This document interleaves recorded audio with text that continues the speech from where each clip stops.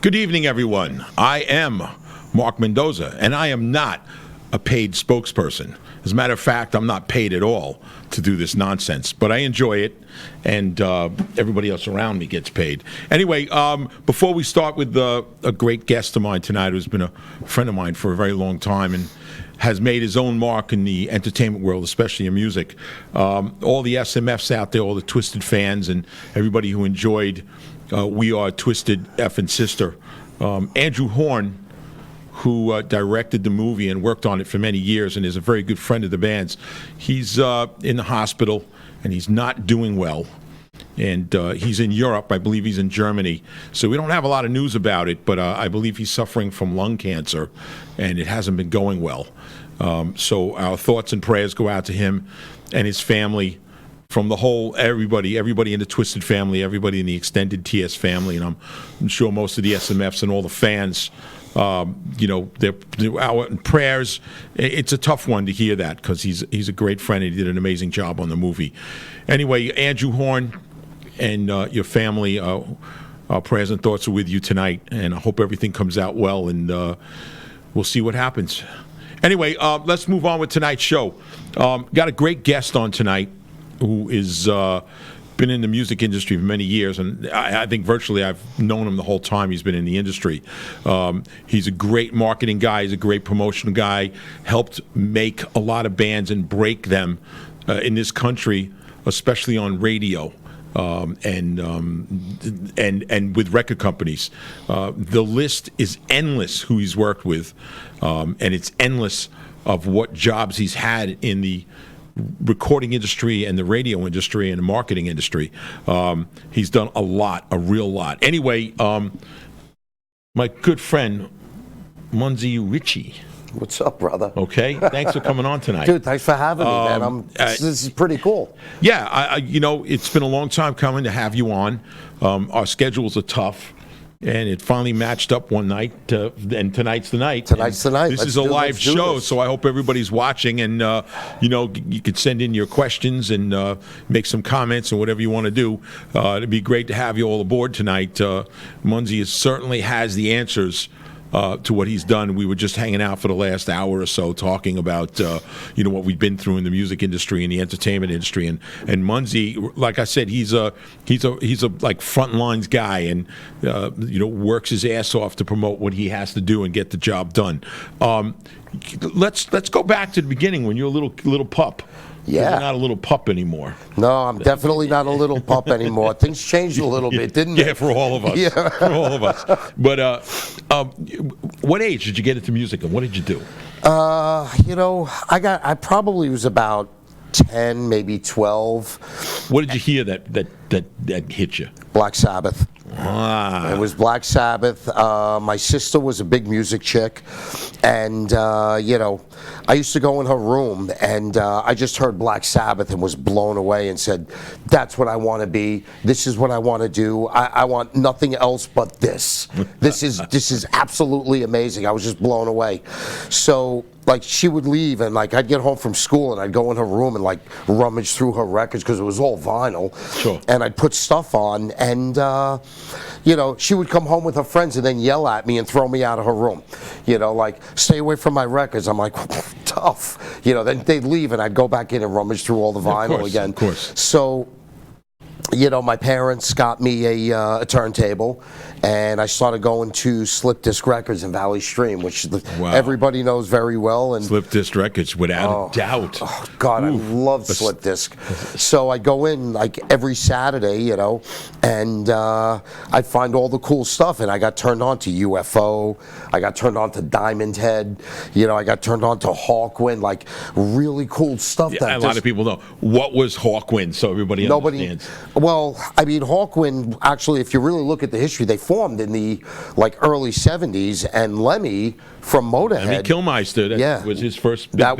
That was his first band in 73. Yes, of course. And, they don't realize the first Motorhead record came out in 77. Right. They don't realize that Diamond Head, the first Diamond Head record, the band formed in the late 70s, but Lightning to the Nations came out in 1980. Sure. So people don't stop and look at UFO as being being an 80s band because they go far before that. Yes, they do. You know, and Yes, they do. you know, that was the stuff that I kind of listened to that got blown away, just loud, fast guitar. And, you know, I'd put it on in my room, and my father would walk in and be like, is he done murdering his grandmother? What's this ruckus? And my whole band would just yell at me. It was so funny. But you know, as time went on, you know, it kind of changed a little bit because, you know, if you realize, like Diamond Head and Hawkwind, they weren't thrash bands at all. They were hard rock bands. Hard rock bands. You know, no two ways about it. I mean, thrash really wasn't around yet. No, it wasn't. It wasn't really. No, there wasn't. It wasn't kind of around born yet. It kind of took, like, you know, a little old band from the Bay Area called Metallica, who was covering Diamond Head. Sure. And they did "Am I Evil?" Yes, Am I Evil? And some Metallica fans are like, you mean that's not a Metallica song? It's like, dude, you got to do your homework, you know. And all of a sudden, everybody started getting into the Rods and starting to listen to like all these cool hard rock bands from the early '80s, and like, you know, Saxon. You know, I mean, all of them were just fabulous. Oh yeah. And you know, the scene was really cool because, you know, we would, you know, we go to L'Amour's, we'd see everything at L'Amour's, and obviously there was Detroit's, which you know very well. Oh, you know, you played there a million times. You know, we go to CB's on Sundays for all the matinee, for all the punk shows to see like Agnostic Front and Sick of It All. Sure. So a lot of that was very, very cool. So we, you know, we've come back with, you know, looking at this whole era, going back, saying, all right, well, that's where we came from. That's what we were all about, and I guess we're kind of a product of our own environment. But that happens with every generation of music fans. I remember I grew up. You know, my parents are both music fanatics. My mom was a musician and a singer. My father didn't play an instrument at all, but he played music. And I grew up listening to originally the swing music from the 30s, like Benny Goodman and all the big band era. Big jazz bands. And then as I got a little older and into the early 60s, you know, all the crooners like Frank Sinatra and Dean Martin, you name it, everybody. So that was it. And as I really started to enjoy music, I started to go back and listen to, you know, 50s. You know, what was going on in the early 60s, the bubblegum stuff didn't attract me.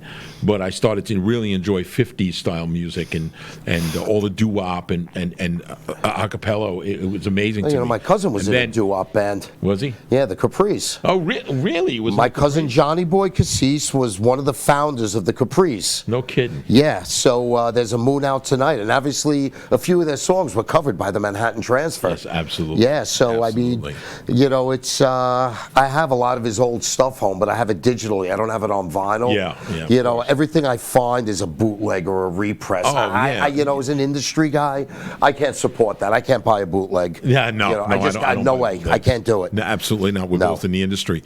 But just going back to that, you know, everybody has their music that does something for them, and you can't knock it because it's not what it does for you. But I can only speak for myself and the people that I grew up with. You know how you know, at that time and that age when I heard Cream doing "Sunshine of Your Love," the sound of Eric Clapton's guitar and the drums, and I was like, that was amazing because nothing sounded like that before. Ginger Baker was so Ginger Baker, unique. you know, and So then of course unique. you were talking about early Black Sabbath, but for me it was also Jimi Hendrix and Mountain, the original Mountain. Oh wow, Leslie West. Felix Pappalardi, Leslie West, a good friend of mine.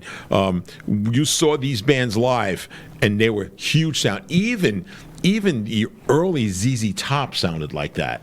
When you saw them live, three guys, they made a lot of sound. But the sounds are all tremendous. Whether you saw Black Sabbath live or you saw Mountain live, the sound was huge. Each note was massive. It's incredible, and that's stuck with me. That huge part of the music, it always stuck with me, and it always.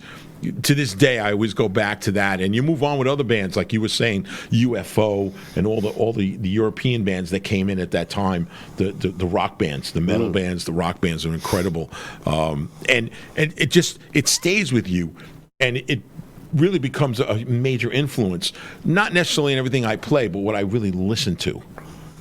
You know, music is always from your soul. Yeah, of course. And the one thing I noticed that when you stop and look at the early pioneers, it was guitar and amp. They didn't have anything. They couldn't sequence. They couldn't process anything. They bought a guitar. They bought an amp, and they learned how to play, and they made something sound good from guitar and amp. Unlike, there's a lot of musicians that are new today. They have a lot of talent, but they never really learned to play with guitar and amp. They learned to play with outboard. They learned to play by sampling and sequencing, and also it just doesn't work. Being the fact that on the early days when I started in studios with the Dictators and started learning the trade, I was only 18 going on 19, but actually exposed to a lot of amazing session work and session people and engineers. As you go through time, everybody's used to using a mouse now and point and click and dropping, and that's how you edit and things like that. In those days, we actually cut the tape. Yeah. I remember sitting there sweating over the fact that I'm cutting a 24-track, 2-inch piece of tape to try to get exactly what we want, but it wasn't uncommon to cut the half-inch or quarter-inch, and that's how you did edits. That's how you did edits. Now it's digital. It's all digital. It's whatever you're using, whether it's Pro Tools or even something simple like GarageBand.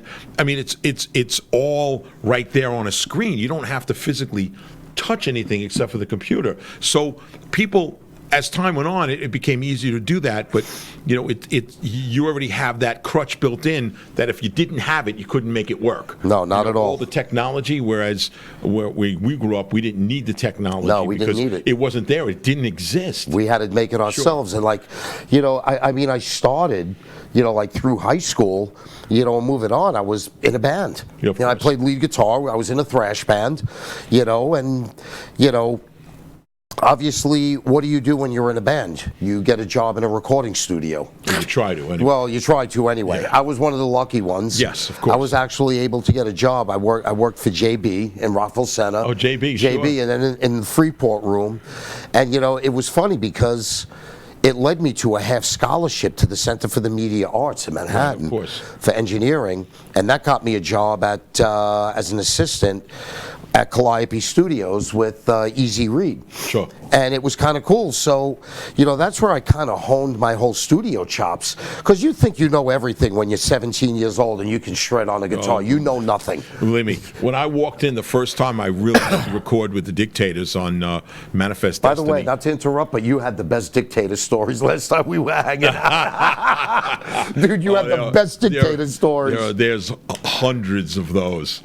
And we can get into them another time. But I remember what a rude awakening it was on how things really work, or how it worked in the studio at that time, and what I thought it was like. And I had very little access before that, and I was like soaking up data. Everything the engineer did, everything the producers wanted to happen, I was listening and watching and soaking it up and making notes and watching with them. And I still, at 18 going on 19, or maybe I was already 19 years old, saying to myself, some of this is wrong. I'm watching them and I'm trying to figure things out, whether it was as simple as compression. Everybody used compression, and I'm watching them and I'm going like, they're not setting that. They're not. I've read enough to understand that they're being funny and partying a little bit and drinking, and they're not paying attention to what they're doing. So I actually adjusted my playing style to make it smoother as I'm watching the compressors not do the job properly. So, but yeah, it was great. The technology comes in, and this day and age, kids grew up with it, or people grow up with it, and they're so used to it that they couldn't have it any other way. It's like using a tool and having it quadrupled, and that's the way you're used to having it. That's how it is. You got to do it with just that adjustable wrench, and no Snap-on, no Craftsman, no Mac, none of that stuff. You're just gonna move on. Cheap, adjustable wrench. See, the beauty of this is I was one of the few people that actually learned SMPTE time code. Oh yeah. Well, that's another thing that people don't understand. It, but it's there. It's there. You have to learn it. Yeah, but it's not rocket science. So. It enabled me. If you learned it, it's definitely not rocket science. No, definitely not. Definitely not. Because if I can learn it, that means that anybody can learn it. Anybody can learn it. Exactly. No, but it enabled me to get on location. Right. And I'm 19 years old and I'm making $20 an hour. All right. jam and Simply Time Code onto channel 1 and a mono audio feed onto channel 2 for a jingle at a shoot. And then I go back at 3, 4 in the morning and drop everything off at the studio. I'd leave, and then I'd go in like over the weekend and get paid. And it actually paid for school. I didn't have to like really borrow money or like work because that was what I was doing. That was my job. So for that whole year I was at Center for the Media Arts. That's what I did. It was great till I went back to college. And I made no money in a band. Like most people. Those days, very few people made money. Nobody made money. Yeah, I mean, it's pretty much like that this way too. Now. But now you can at least make a record, though. You can make a record and you get can make a everything record done. at home. Then you now, couldn't. You couldn't do that back then. You couldn't because you had to record everything acoustically. You had to put up microphones and record things. And now you don't even need to play the drums. You can just use a drum machine. And the only thing you need to do is really sing. Just go into a real heavily a room with a lot of sound absorption. Exactly. So nobody hear you screaming. See, that was the beauty sort of like of what Steven does. His whole neighborhood doesn't hear it. See, that was the beauty of college radio. See, what I love so much about, like when I got into college, I started at Post, and I did Sunday nights at WCWP. Yes. And it was stellar because it was that individuality that you had and your freedom to, I love this record, this band is amazing. Who's Slayer? Oh, God, I love these guys. Right. And play it. Right. Nobody else would touch it outside of maybe a couple of the commercial stations or a college station somewhere in this market as well as any other market nationally. And everything was very underground. There was a lot of bands that hadn't really crossed into the mainstream. So record companies as a whole always relied on, college, public, NPR, and those commercial stations that had metal shows, such as what you had, Right, the Animal Tactics. Yeah, Animal Tactics, and that was our outlet to say, okay, this is where metal lives, this is where it breathes, this is where it is over here. The band's coming through in a month, they're on the road. Okay, what stations do we have in the market? That's who you target, and that's where you go. And you kind of focus at radio. Publicity will go in and focus at, there wasn't online press back then. Right, no. You only had print. Yes, only had print. So publicity would go in and find print, but there was still editorial deadlines, so they were 3-4 months in advance. Yes, of course. So that was the beauty of what I liked about college radio the most. And being music director and then program director at WQCC in Bayside was even better. Because I was just when I transferred, I was running the whole show. And now I could really play what I wanted. I didn't have to listen to anybody say, well, you have to play this, this, and that, and then you can play that. And I'm like, well, and there goes your listenership. Yeah.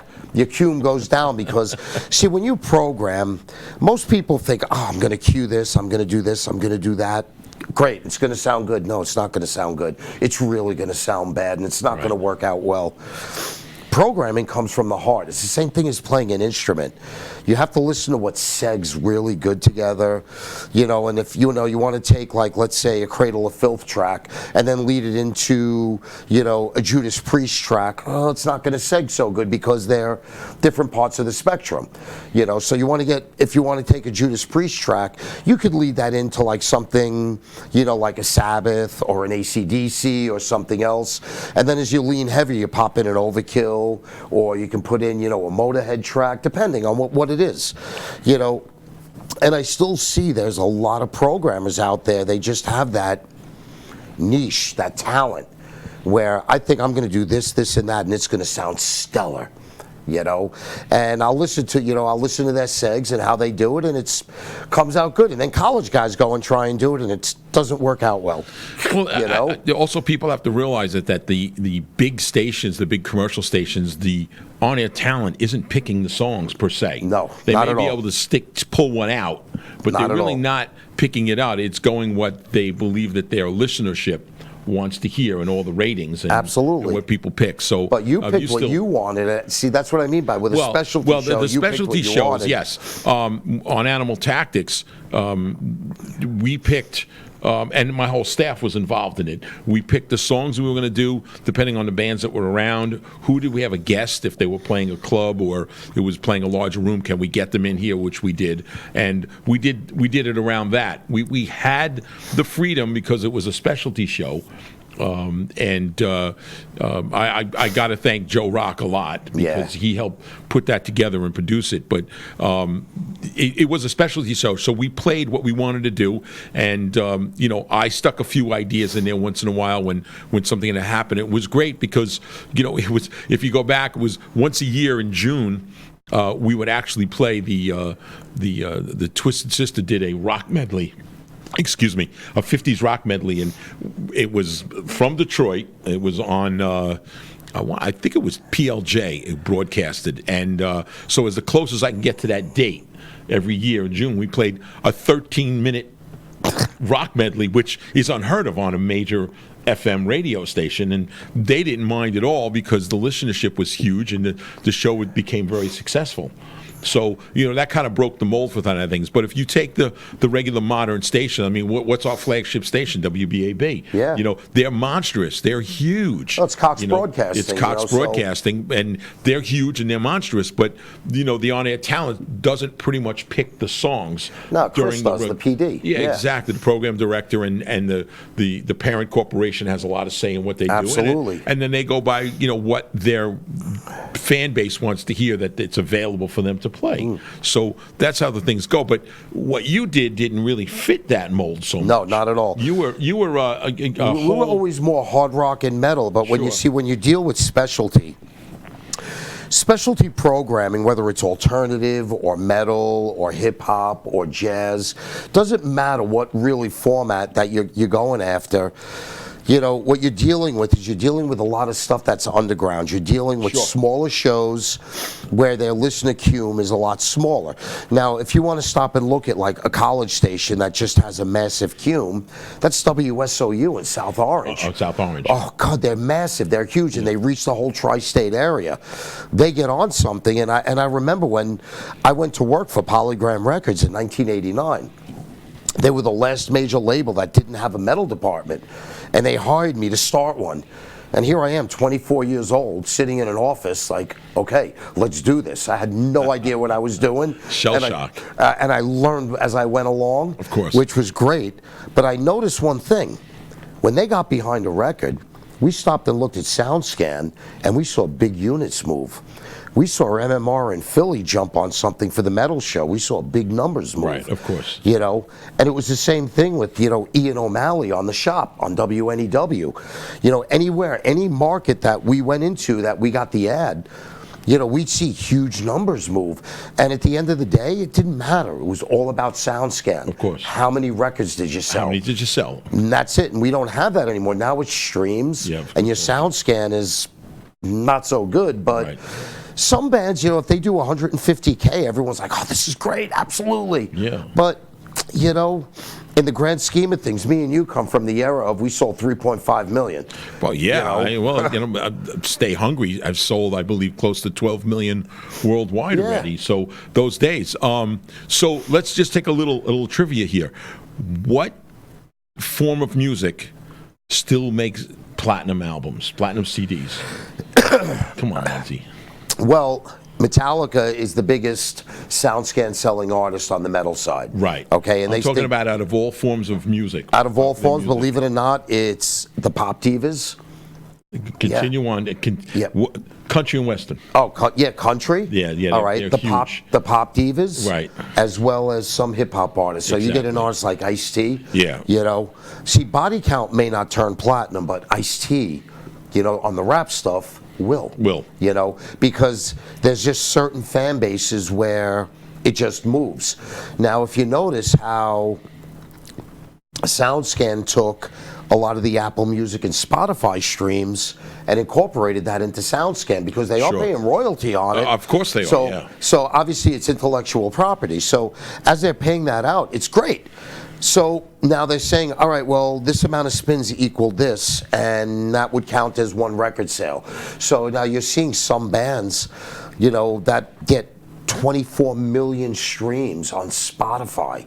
That is a huge number. Massive number. And not only is that a massive number, but that is like a big royalty check. Right. You know, that's like, hey, I can pay my bills for the whole year on Well, this. not as big as you think it is. You know, it's still not like selling, you know, a million CDs. No, not at all. No, not at all. No, or a million albums. Not at all. Yeah, not at all.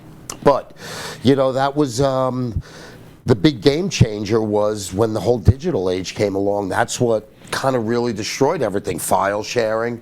Now, I kind of side with Lars Ulrich on that all the way. Oh, of course. Yeah, now here it is, 2019, and all the people that said, oh, you made enough money, all those people are like working on selling shoes, or none of them are industry anymore. No, of course not. And all the people that opposed it are like finding out new ways and looking through to figure out, well, how are we going to sell more records? Where are we going to increase the royalty stream? It's interesting running into all the newer bands and new talent that I run into, younger talent, especially newer talent, trying to break it. And they ask me, you know, what do we do? How do we do this? And I say, you know what?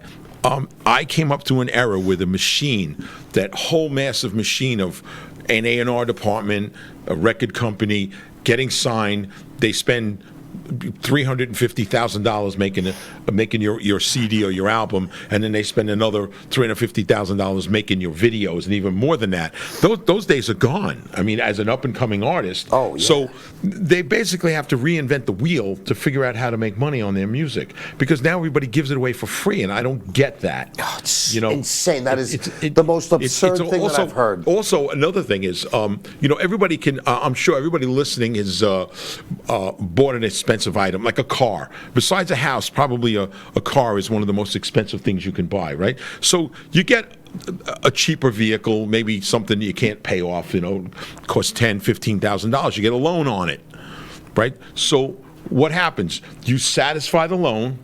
It's all done. You get from whatever finance company, a bank, a credit union, finance that vehicle, they send you a letter of satisfaction, okay? Lien release. Right, exactly. They send you that letter, and now that means that you own that vehicle, okay? So, and there's a reason why I'm telling that story, and you'd go, okay, now it's all mine, and I don't have to make payments on it anymore, and that's great. You know, you still got to take care of it, and you still got to pay the insurance and be legal and everything with the car and the registration.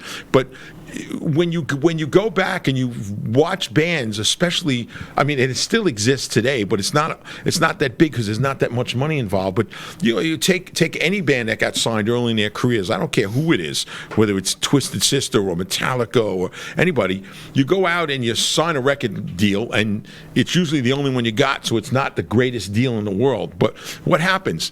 They basically lend you a lot of money to make your CD or make an album, right? Your 10 or 12 songs, and then they lend you even more money to go on tour, to go on tour, like tour support, and make videos, you know, because videos are included since the early '80s. All right, so you do all this, so you owe $1 million, you know, $500,000, right?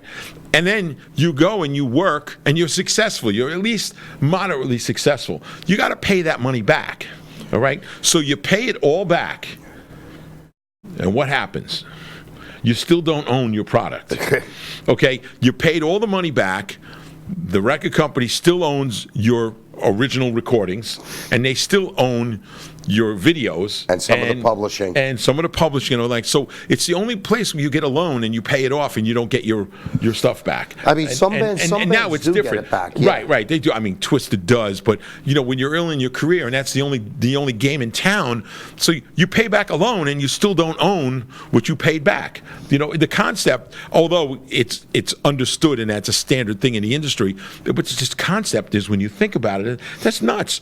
We paid back the loan. This is ours now, you know? So, as a matter of fact, I'm going to show up and take it from you. But, you know, you think about that. I mean, you've been through the industry and you notice that. And it's, you do not own until that contract is done, and however long, and they don't use their options to renew it. There's a couple of words that a lot of new bands and anybody in the industry haven't kind of figured out yet.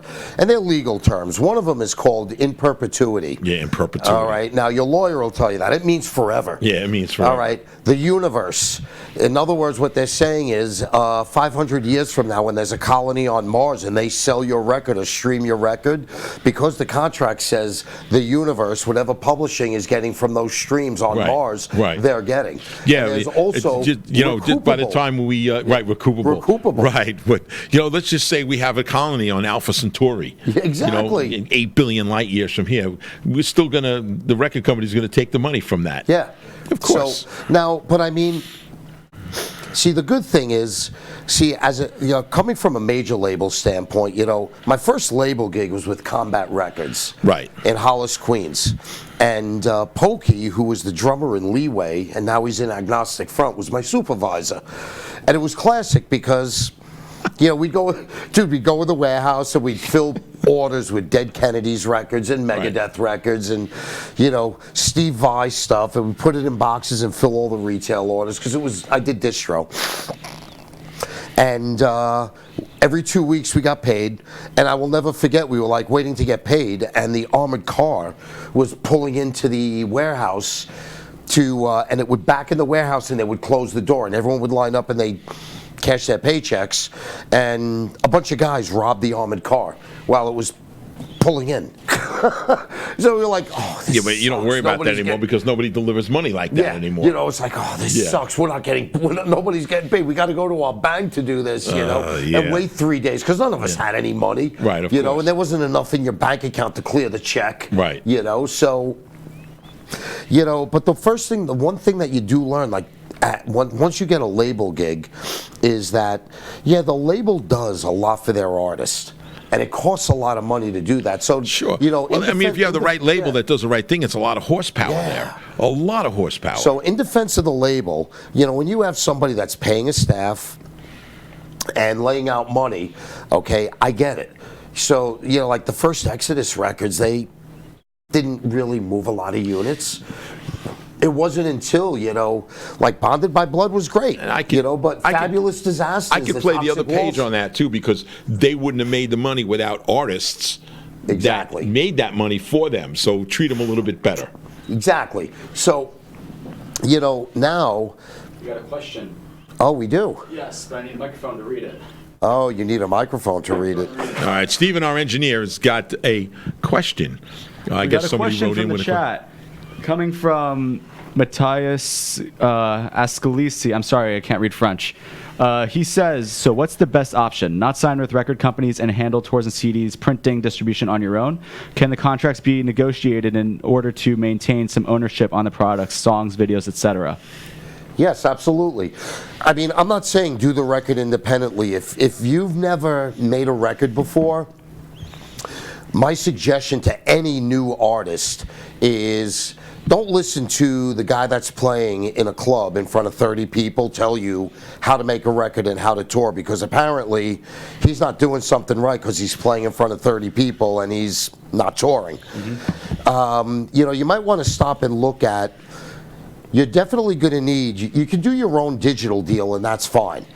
When it comes to physical product, there's companies out there that you can go to and do your own physical deal. Okay, as far as your publishing goes, you always want to try to keep most of your publishing. Mm-hmm. But if you are going to sign a deal and it's with a major label and there's opportunity to grow, the industry is give and take. Mm-hmm. They're going to want some of your publishing. It's standard. That's fine. You see where it weighs out. And my other thing is, before you sign anything or before you do anything, talk to your lawyer. Mm-hmm. And make sure you read through. Yeah, make sure you have an attorney to represent you. No two ways about it, because you'll never get the wording straight. You'll never understand all of it. And I've been reading these contracts for 114 years, and I still don't remember, and I still don't understand everything. But JJ French and I, we have an attorneys that we go to with all of this paperwork and let them decipher it and tell us exactly what it means. Yeah, but And you that's can a play great bass, idea. though. No, I don't play bass. I spar with it. Oh, right. Yeah, okay. I mean, it's basically the same thing. Yeah, it means basically the same thing. Look at Steve's with it tonight. Yeah, there he goes. and I mean, if you stop and you look at, like, on the digital side, you know, a lot of bands will just go to TuneCore and set up their own digital deal. It'll be all through every digital outlet nationally in the United States, and you do have them for Europe as well too.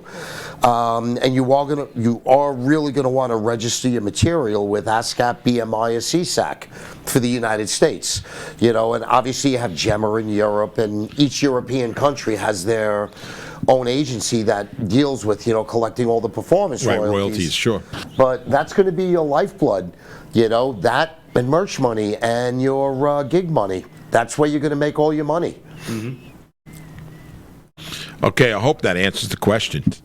Yeah, man. Yeah. Is he And you got happy people with in it? the chat interacting too. What's that? Yeah, people in the chat interacting with it too. Excellent, excellent. You know, let's get back to something here. In your early days, I'm just trying to think, how long have I known you? All right, I met you I saw Twisted when Kenny was still the bass player. Yeah, so did I. Yeah, I was a fan of the bands before I even met them. Sure. And I remember I was in junior high school, and Speaks, you know, drinking age was 18. Yeah, of course. See, but, you know, the old thing back then was driver's licenses didn't have your picture on it. No. It was a green card thing Yeah. with a conviction stuff for all your tickets, and Right. would write it in. So I had a driver's license from my friend's older brother, who was 19. Right. And I so did not look 19. So I went to Woolworths at the You time. still don't look 19. No, not at all. So I went to Woolworths at the time, and for like 50 cents, I got my picture on the back.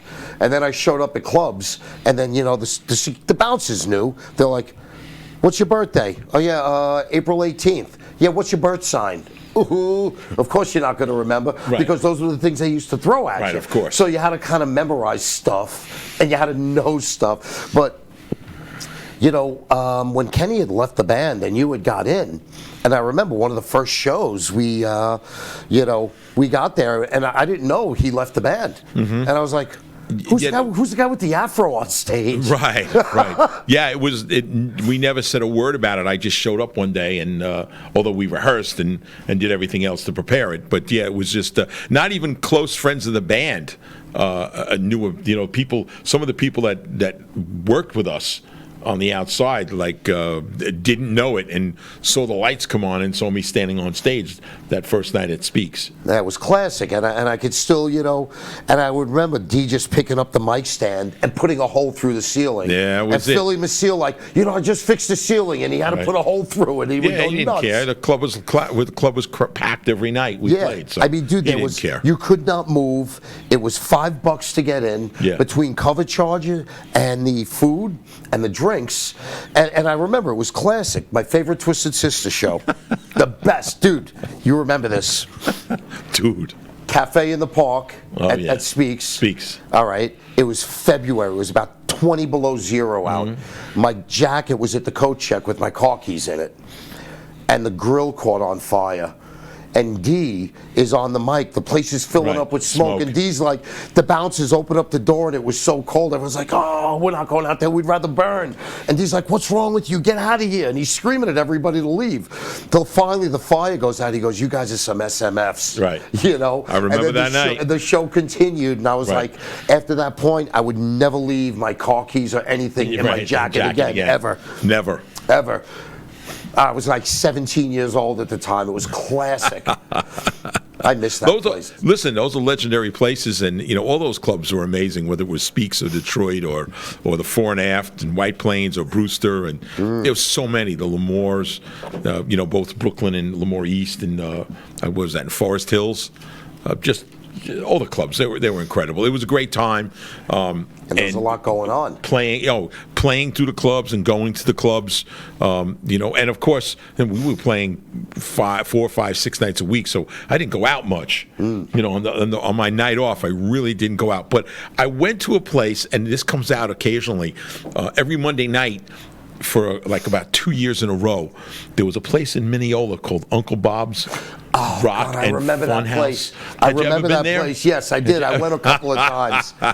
Well, they had a band every Monday night. Was my friend Johnny Gale and his brother Seth and Tommy Farice and John on drums, and there was a band called Samantha. I remember them. Stu. Yeah, He right, come right, on- Stu. He That's came right, on Stu. stage with the Python. Exactly. Yes, I remember and those guys. And Stu, and they would play, and they would play their first set, and everybody from every other band would get up and jam the rest of the night. The owner didn't care because the place was packed. There was more people outside the club than there were inside the club. You know, and if you remember what it looked like, Yes, it I remember. It looked like a 3-story white, but like old house.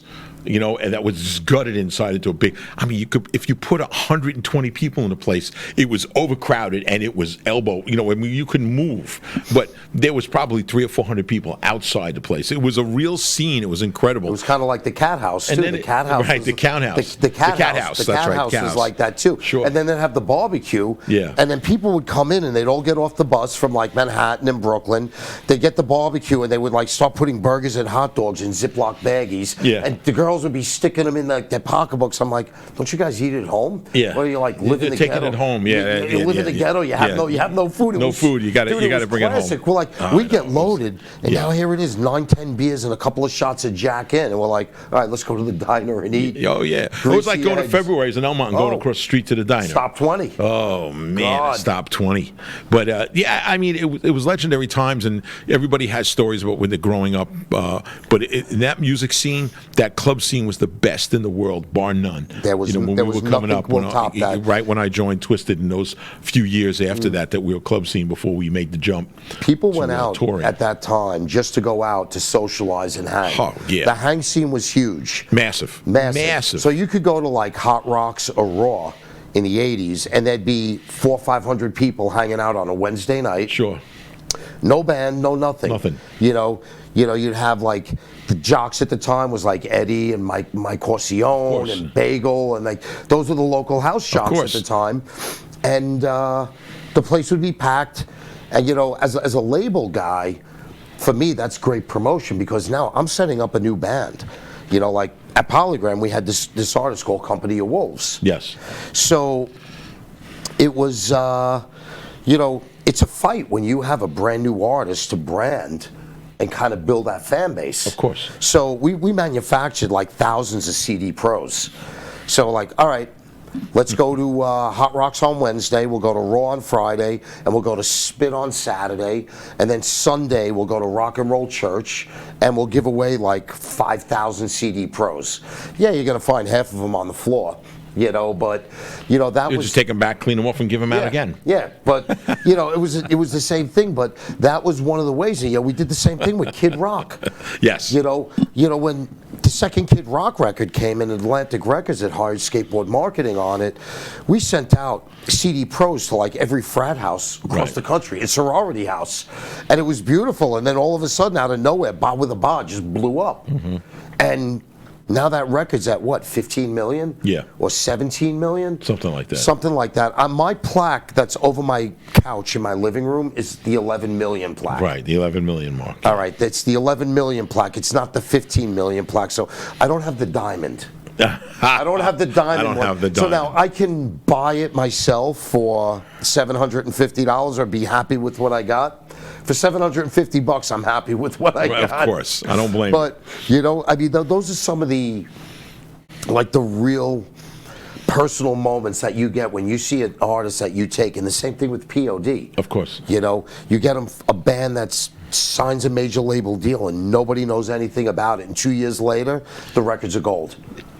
You know, Amazing, isn't it? it's genius. Avenged So- Sevenfold too. Avenged Sevenfold was the same way. Avenged Sevenfold. I remember the first time I heard Bat Country. Oh wow! It was refreshing to hear that music like that being played and being played on a radio. And I remember I heard the song, the DJ introed the band. I can't remember where I was listening to, what station it was. Introed the band, and I never heard of Avenged Sevenfold. I never heard of the song, but it came on. I listened, and the way it started, it grabbed me right away. And I listened to the song, and I wrote down the name of the band and the thing, and I called D.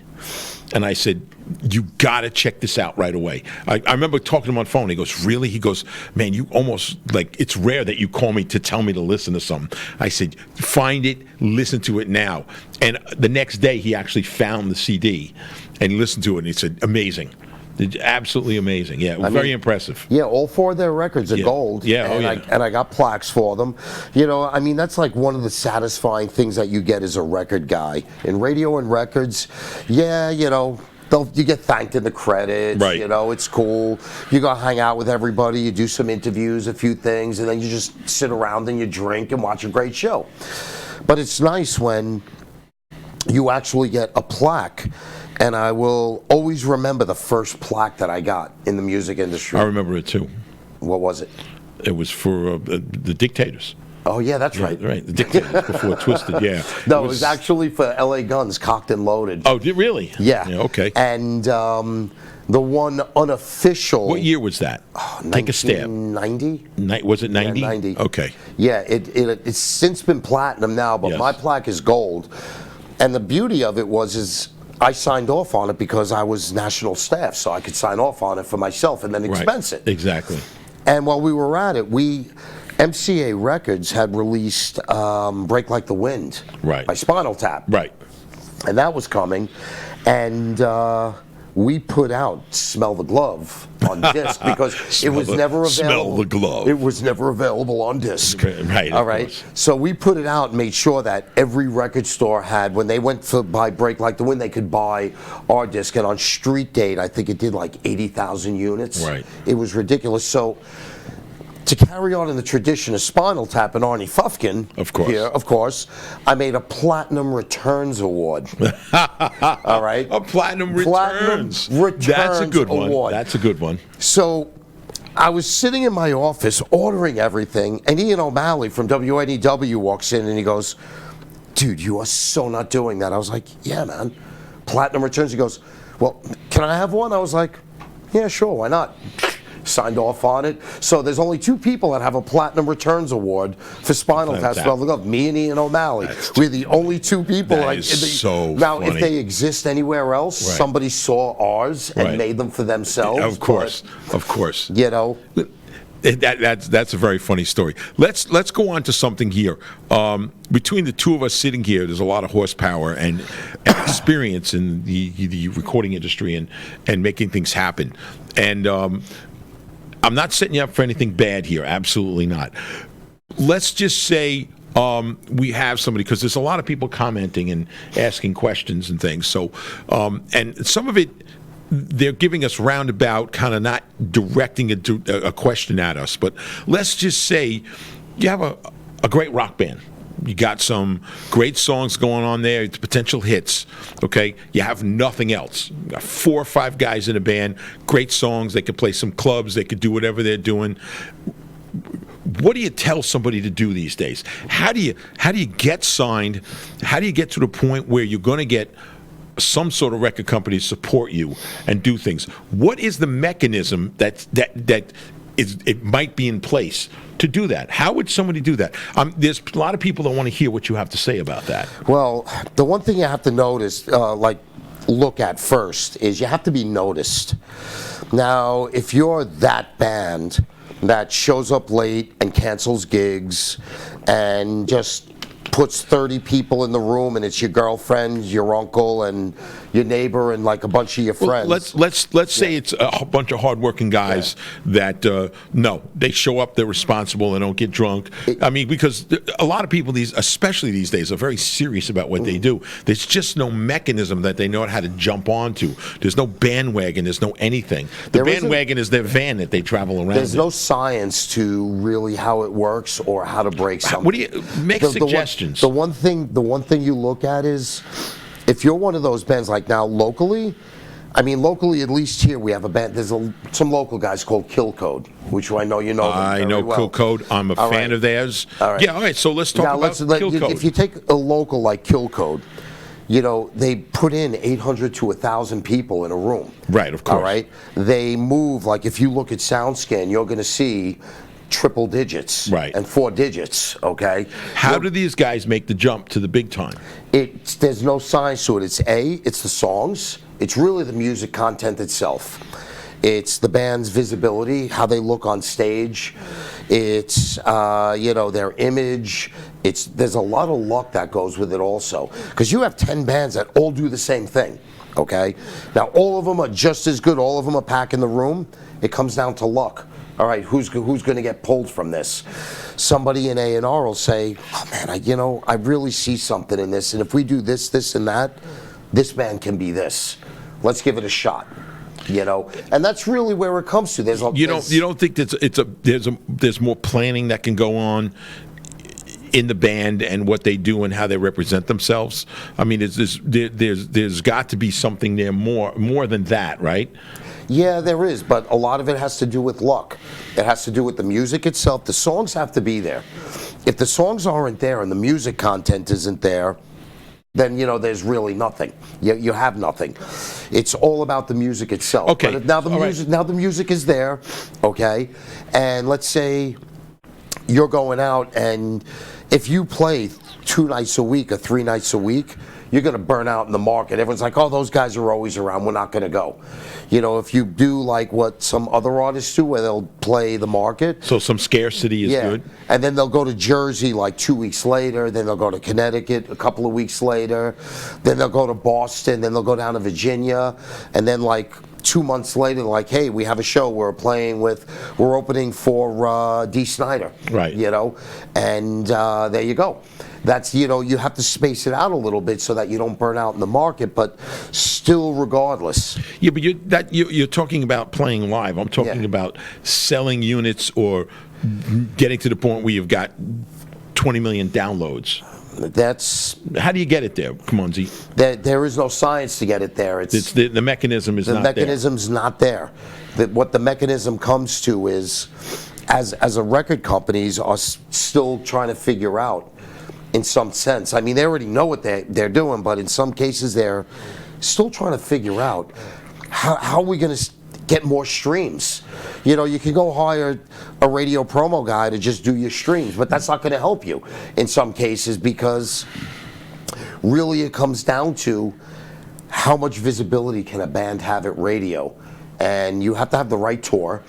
So let's say, for argument's sake, let's say I don't know, if you're kind of like a Framing Hanley or a Scott Sapp or something in that vein, and you want to go out with them, or a Seether, or a band of that in that genre, hey, it's cool. You're going to play in front of 800, 1,000 kids a night.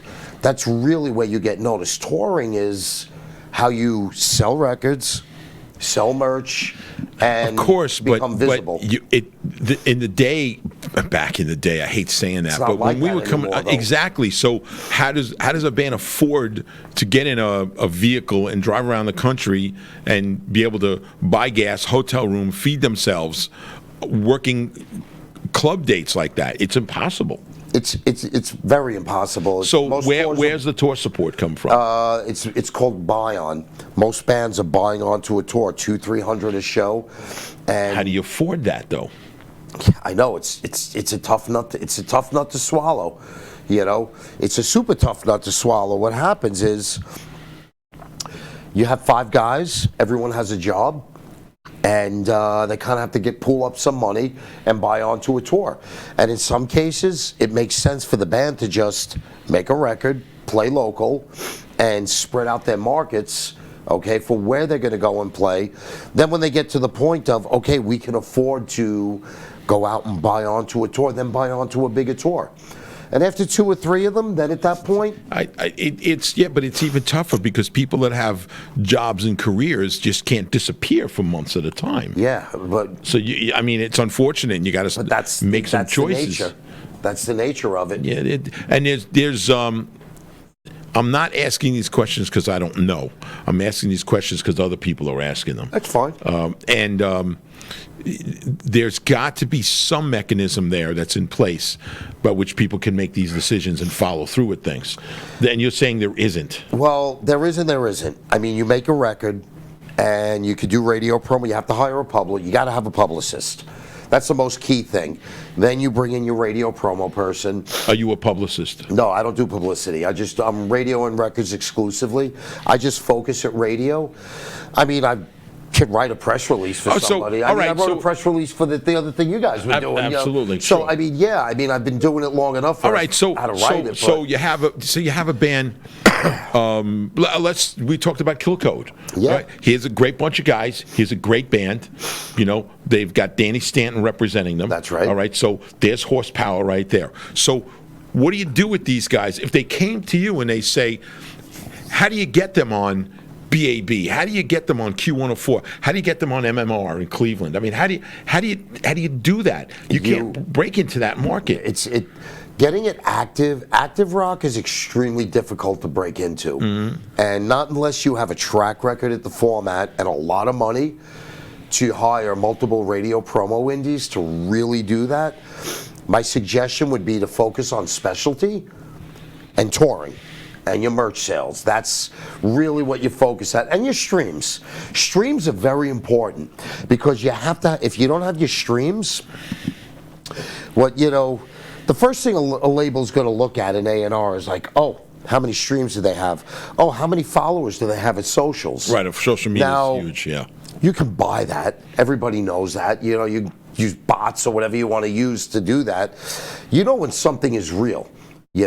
When you see steady numbers go up, like if they have 16,000, then it goes to 17.2K, then like a month later it's at like 19.3K. Okay, and then you see a lot of those fans commenting, it's real. You see numbers going up and nothing's happening, it's fake. It's bots. So, it's all fake. It's bots. Yeah. So you have to look at that. You have to look at the streaming numbers. You see an artist that has 85,000 streams compared to an artist with 8,500 streams.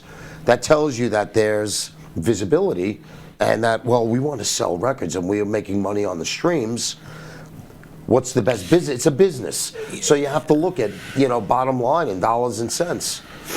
It's still it's very tough because you're talking about bands that have to, and not that they shouldn't, it's an investment in their future, but they have to invest a lot of money, whether it's trying to get that stream up, and I'm not talking about bots or anything like that on social media, but you can't sell enough. If you're a new band, you can't sell enough merchandise and get a publishing deal big enough to support you going to play around the eastern half of the country.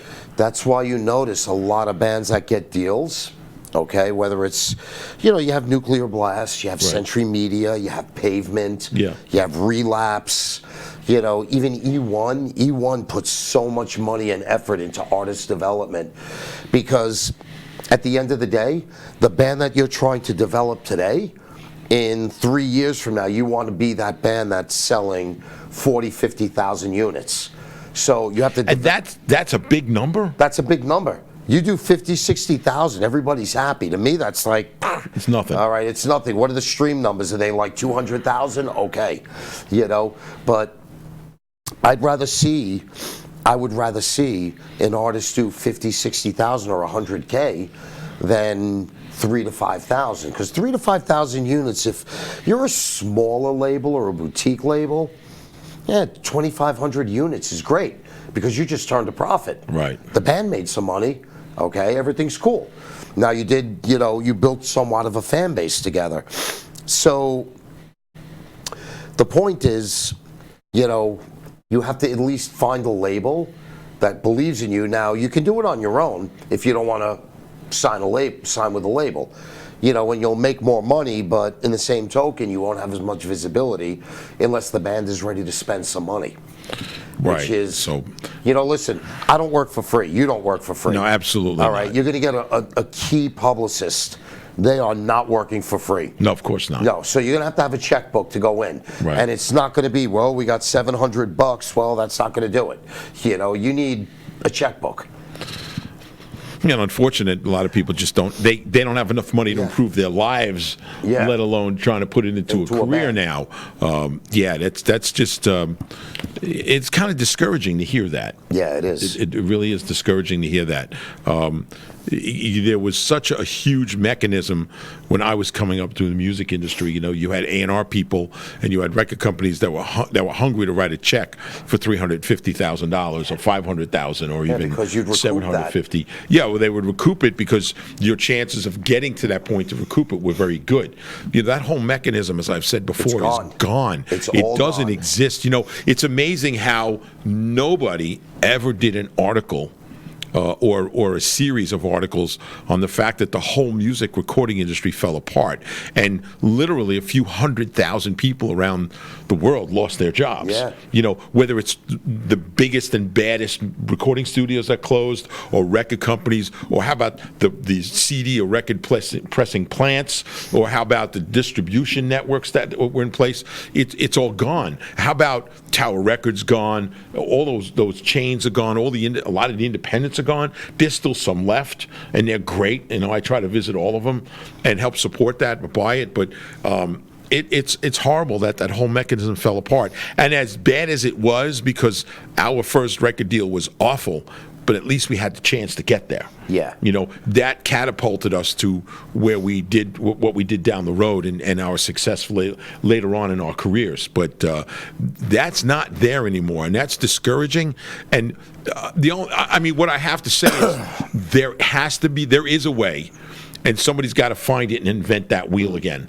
Somebody's got to reinvent that wheel and make that happen again. I don't have the answers, and neither do you. And you're right in the middle of it. I'm in the thick of it, and there really isn't an answer. What do you do? There's every genre of music has great artists that aren't really discovered. No. They're there if you really search them out. And I like rock music.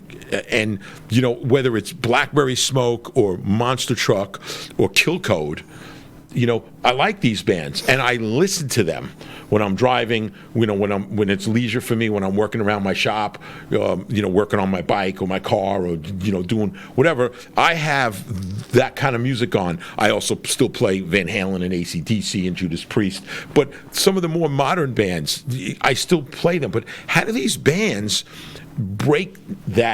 go through that ceiling and break it into the big time? It's real tough. It happens, and if it's going to happen, it's going to happen. It doesn't happen with everybody. Some of it's got to be a little bit more than luck. Some of it's luck. The rest of it's the music, and how much your fan base builds off of that music. Now, dude, I can hype something so heavy at radio.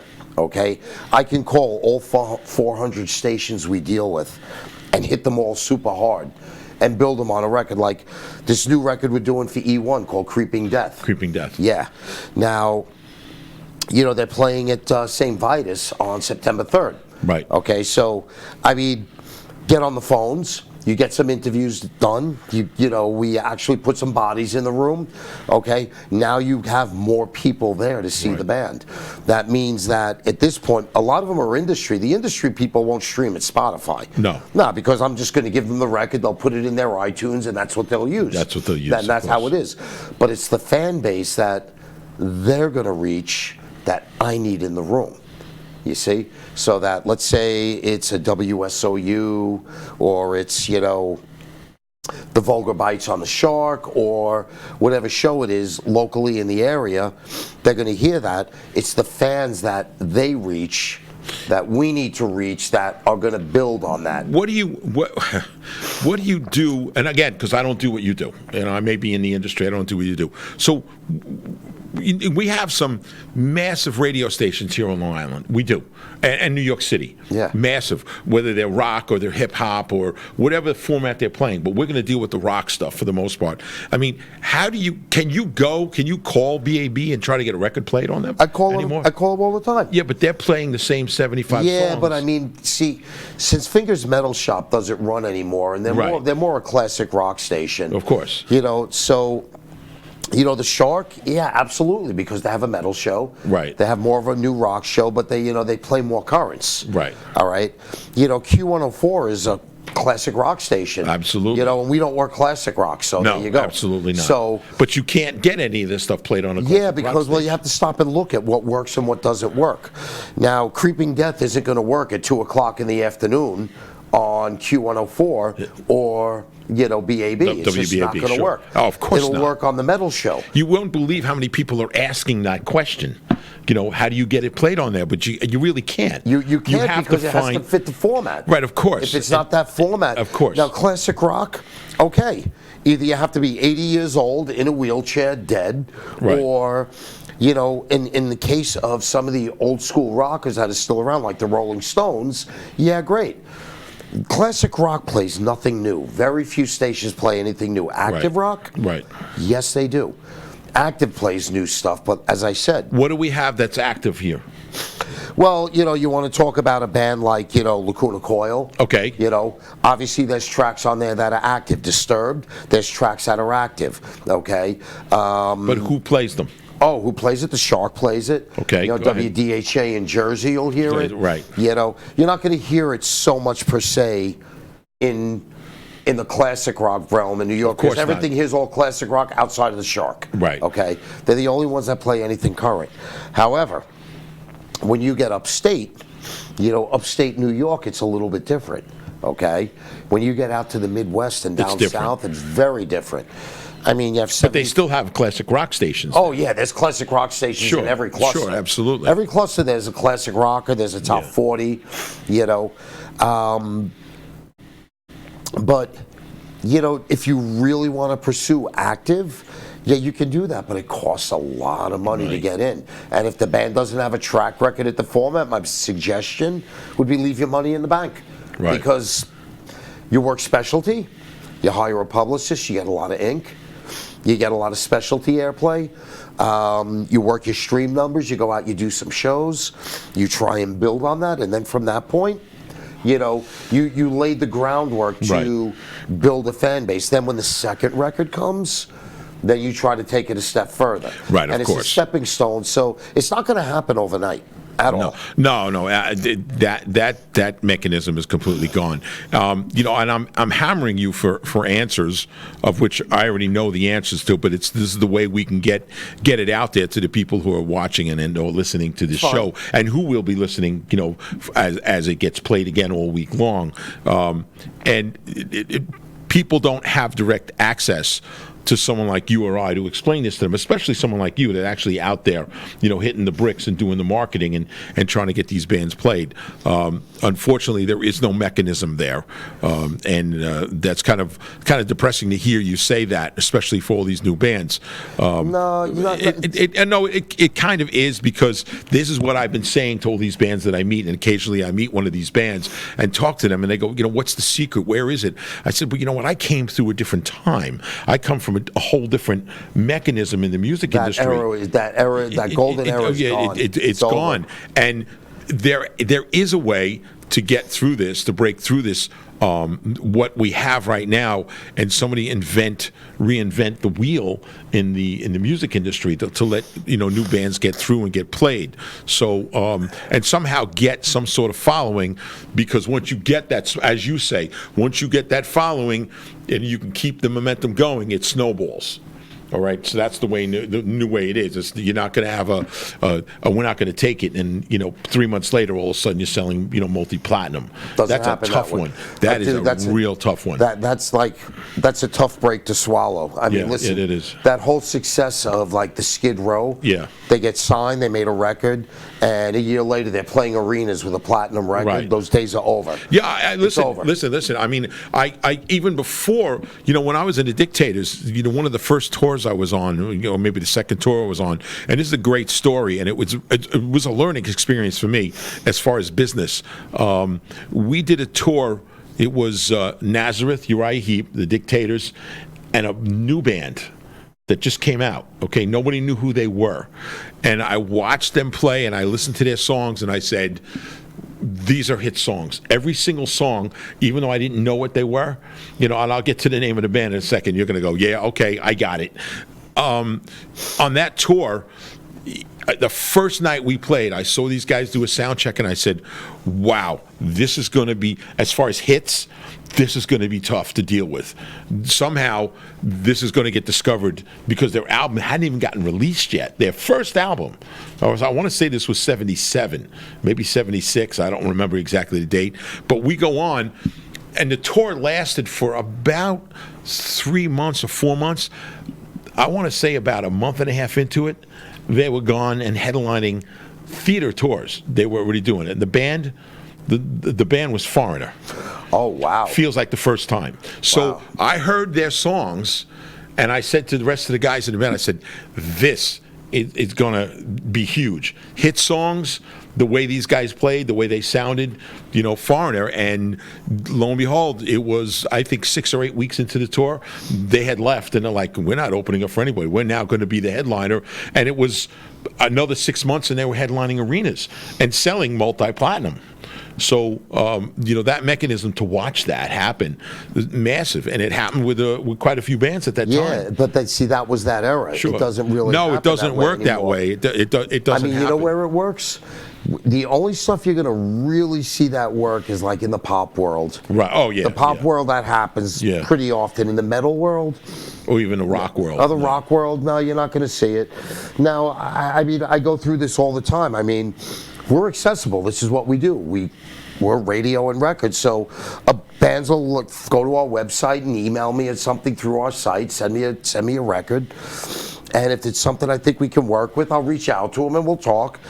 But the first thing I'm going to tell them is it's not going to happen overnight, and not only is it not going to happen overnight, but there has to be a budget over a long period of time for the band, because you have to hire a publicist. Of course. You have to get Yeah, your you merch explained in this. place. Yeah, of course. And, Of course. it just takes so much work. So let me get back to a little bit further. Again, and I've told these stories in various interviews or shows that I've been on, or even this show. It wasn't but around the same time period, we toured with. We did some shows with a band called Blackfoot. Remember Blackfoot, Ricky Medlock? Rick Medlock. From Leonard Skinner, who was back in Leonard Skinner. Great guy, great band. And the Dictators was opening up for Blackfoot. We played an incredible place, and I think it was in Austin, Texas. It was an amazing atmosphere, an amazing place. I want to say it held about 6,000 people. It was a massive club. It was called the Armadillo World Headquarters. And Where was it? I think it was right outside of Austin, Texas. It kind of looked like an airplane hangar. They opened up one end for the people to just be outside, and the stage was at the other end. So we got there, I think, a day early, and the promoter invited us down to see some bands. We were up there, and a band gets introduced on stage, and they're signed, their album hasn't been out yet, and they're playing. And I'm listening to every single song going, okay, this may not be exactly what I love, but I'll tell you what, that's going to be on the radio every 10 minutes, That band turned out to be Journey. Wow. Before their first album came out, and you knew it was going to be huge. That's what I was saying. It's all about songs. Let's say you heard a band that was playing like Foreigner or Journey. Would you say that's going to be big now? Would you say that corporate sounding rock? No, it's not going to bite. It's not going to bite because it's not really what the scene is. Right. I mean, back then, yeah, because that's what it was about back then. But you're talking 30 years ago, okay? Yeah, of course. I mean, that was a long time ago. Right. Like you're also talking about two of the biggest bands ever that were ever in there. history. But Sure. now you're going to stop and let's say, hypothetically, let's say Avenged Sevenfold never came out or Disturbed never came out. All of a sudden, you heard something and it was like, City of Evil. And you're like, oh wow. Avenged Sevenfold, these guys were amazing. Amazing. Yeah, amazing. Amazing. You have to remember, as the fan base grows older, the older fan base always looks back to the stuff they were into, and they never stop and like me and you are music guys, we'll always look at new stuff. Oh, of course. Yeah, of always. But the general fan, as they get older, it's like, oh, I have no idea who's something new that's good right now. They haven't a clue. Because and it's even tough to find. Yeah, and they, and then it's like the dudes that get, as those guys get older, then you have the younger fans that get older, and then we're educating the older guys. Now you have a new breed of fans that come in. So each fan base grows up with different stuff, and the scene changes, the bands change, and the music changes. So what if someone came to you with something that, and there are some bands out there like this, but what if somebody came to you with a different version of what Van Halen was in 1978? Greta Van Fleet. Greta Van Fleet, Led Zeppelin. Well, yeah, but remember something. See, Greta Van Fleet, they're very throwback and retro. So Of course. you want to say, yeah, I'm seeing Jim Morrison, but I'm seeing Led Zeppelin and the rest of the guys. Of course. You put Greta Van Fleet in front of somebody who's 19 years old, they're going to totally relate. Right. You put Greta Van Fleet in front of somebody who's 50 years old, they're like, oh yeah, they're Led Zeppelin. So it depends on what, where it's going to go. Right. With something like that, a 20-year-old fan didn't grow up at Led Zeppelin. Of course not. They haven't a clue to who they are. They haven't a clue to who the Doors are or Jim Morrison. Maybe a few of them do from their parents, but the big picture on this is you have a new band doing something that's throwback retro to a new fan base, and that's really what it's about. So what if you found a bunch of kids that sounded and looked like Van Halen? Possibly. Yeah, huh? It's possible, but anything's possible. Doesn't matter what it is. Everything and anything is possible. It just all goes by, do they have songs? It's all about the songs. It's all about the songs. It's all about the songs. And the songs that fit the time period. Yeah. All right, so you hear that? You're getting actual answers here to a million questions, stuff that I've been answered. I'm sure Munsey gets asked that all the time. So you're actually getting some answers here, and you got to try to fit the time period and the fan base you're going for. Exactly. All right? Yeah, and I mean, the best thing to say is be yourself. Yeah. Don't go out and try and be like someone else. And if you look at every band all right, let's go back 20 years or so. Let's stop and look at Machine Head. Let's stop and look at Kill Switch Engage. Sure. Let's look at Lamb of God. Everyone's like, oh yeah, they're a new band. No, dude, they're so not a new band. They've been around a long time. Machine Head's been around Sure. 25 years. Sure. Okay. Let me ask you some questions from my angle. What do you think of like winery dogs? Winery dogs are cool. Always like the amazing. Winery dogs. And Portnoy's awesome. Well, the whole band's awesome. The guys are great. Yeah, all the guys are great, but Yeah, it's like, anything that Mike Portnoy's in, just watching him drum on stage is... Yeah, he's cream of the crop. He's like amazing. Well, all three of them, Richie Kotz and Billy Sheehan, of course. He is the cream of the crop. When it comes to the bass playing stuff. And even even Mike Portnoy's son's band too. Amazing, yes. Holla. Yeah, absolutely great stuff. They actually what just do you signed a do? deal. What do you do when how does winery dogs get to that point where they're played on every radio station now? Well, They're not. They're lucky because they have a huge music musician. Look who's in the band. Exactly. All right. So everybody in the band goes to has see the a name. musicianship. Yeah, all right. absolutely. So you said, oh, Billy Sheehan, yeah, Talus, okay, great. Oh, Mike Portnoy, Dream Theater. Yeah, of course.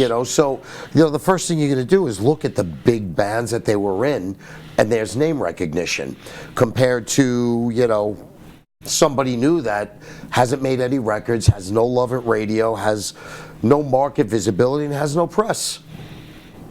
There it is.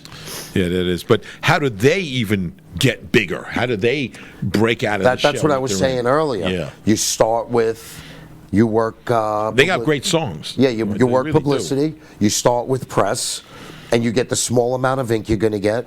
You go after specialty radio, whether it's alternative, metal radio, or whatever format it is, and you brand and you build on that. Then, at that point, you go in the studio, they have to make another record. Once they make another record, then you get out and you build on what you laid the first time around. Now you have name recognition where you go back to radio and it's like, oh, I remember those guys. Yeah, I played their last track. I played their last record. Then you get some other stations that may not have played the record and say, yeah, I wasn't into the last record, but this one's actually okay. I like this. I'll do this. And then it's a stepping stone, and you build. Yeah. Dude, look at Metallica. Of course. Fourth record before anybody even paid attention to the band. Sure.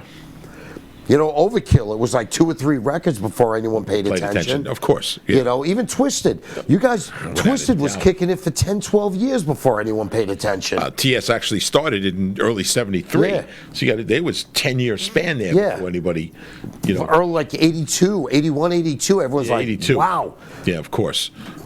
So it takes some time. The bands that blow up right away, usually a lot of them are short-lived.